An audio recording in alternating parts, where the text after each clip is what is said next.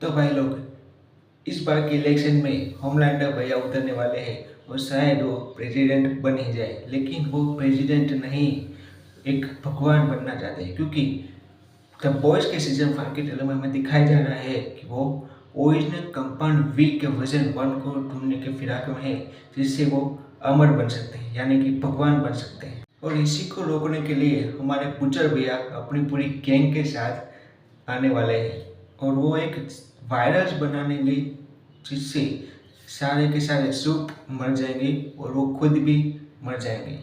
तो the boys के final trailer में हमें कई सारे पीक मोमेंट्स दिखाए जा रहे हैं, जैसे कि किमिको की बात करना, बुचर वर्सेस सोल्जर बॉय।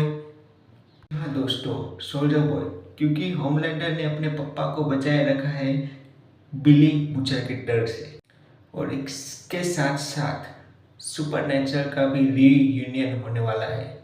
और इसके ही साथ ही कास्ट मेंबर्स ने अपने इंटरव्यूज में ये भी कहा है कि इस सीजन में कई सारे मौतें होगी, फिर चाहे वो कोई भी इम्पोर्टेंट कैरेक्टर ही क्यों ना हो, सब के सब बनेंगे इस सीजन में। तो क्या आप ये सीजन देखने के लिए एक्साइटेड है? ये कमेंट सेक्शन में जरूर बताइए और तब तक के लिए फॉलो करें केवल रिव्यूज़ को।